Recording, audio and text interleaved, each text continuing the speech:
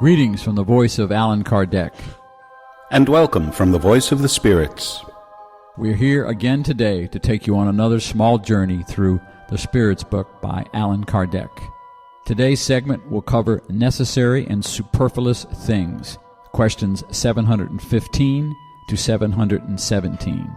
Then, voluntary privations, mortifications, questions 718 to 727. Enjoy. Question 715. How can people know the limit of what is necessary? Those who are sensible know it by intuition, but many recognize it at the cost of their own experience. Question 716. Hasn't nature traced out the limit of what is necessary in our own physical organization? Yes, but people are insatiable. Nature has traced out the limits of their needs in their physical organization, but their vices alter their constitution and create artificial needs. Question 717. What should be thought of those who monopolize the fruits of the earth to procure for themselves what is superfluous at the expense of others who lack what is necessary? They do not understand God's law and will have to answer for the privations they have caused.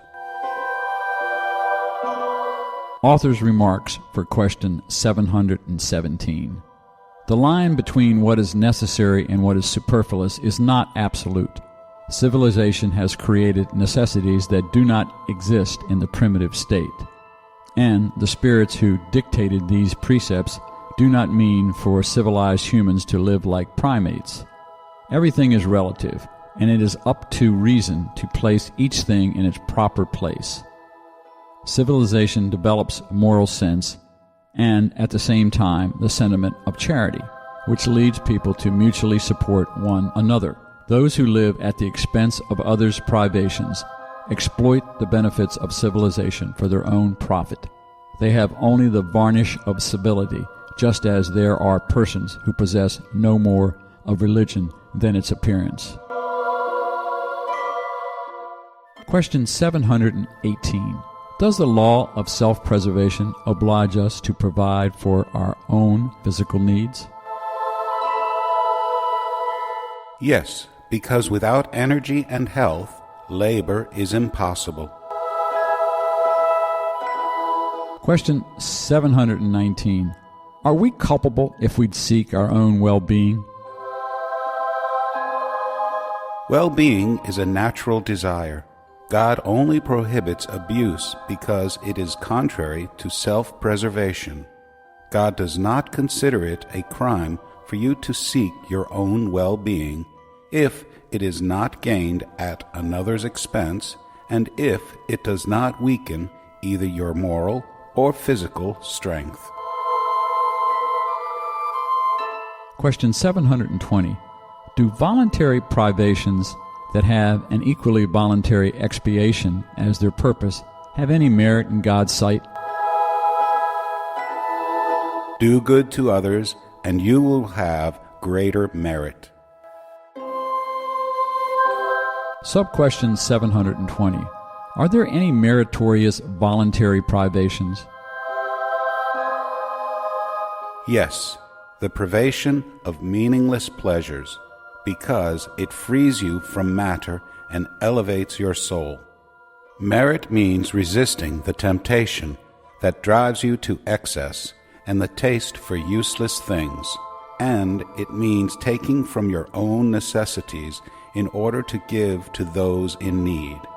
If privation is nothing more than pretense, it is only a mockery.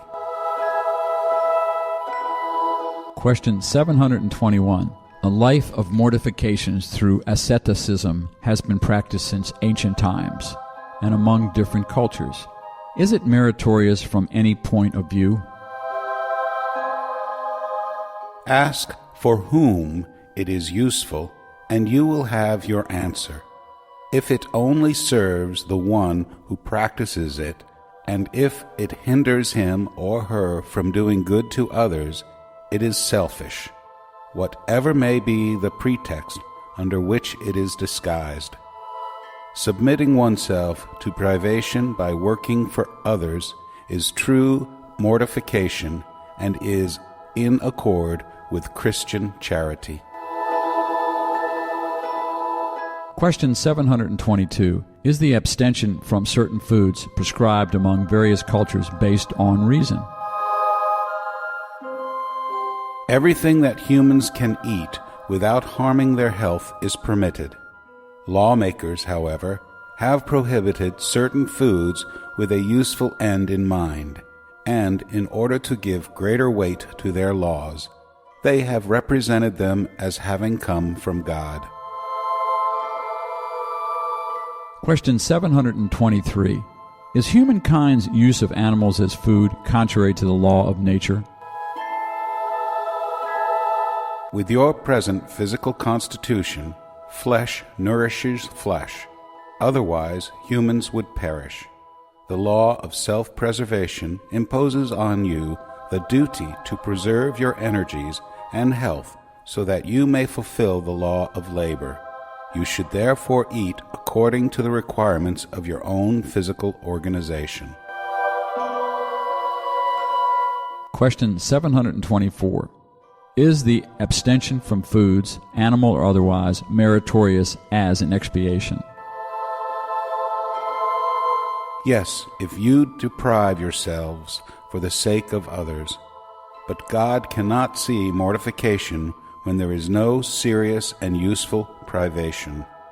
This is why we say that those who only seem to deprive themselves are hypocrites.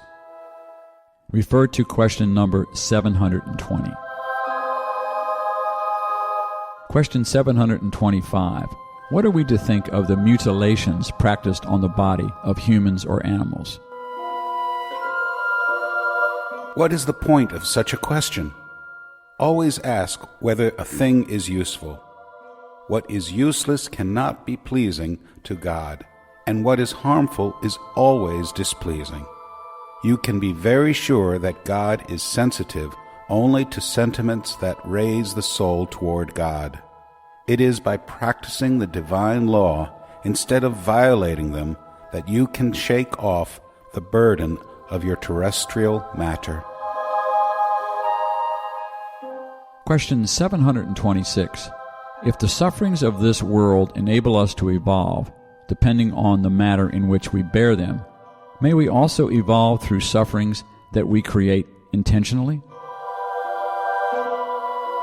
Natural sufferings are the only ones that enable you to evolve because they come from God. Intentional sufferings serve no purpose when they have no value for the good of others. Do you believe that those who shorten their lives through superhuman hardships, the bonds, fakers, and a few fanatics of various sects, progress on their path? Why don't they labor for the good of their neighbors instead? Let them visit the indigent, comfort those who mourn, work for those who are infirm, and endure privations to help the unfortunate. Then their life would be useful and pleasing to God. When you only have yourselves in mind in the intentional hardships to which you subject yourselves, it is selfishness. When you suffer for others, it is the practice of charity. Such are the precepts of Christ. Question 727. Since we should not create intentional sufferings for ourselves that are of no use to others, should we nevertheless protect ourselves from those that we foresee or from those that threaten us? The self-preservation instinct has been given to all beings against dangers and sufferings. Whip your spirit and not your body. Mortify your pride and stifle your selfishness.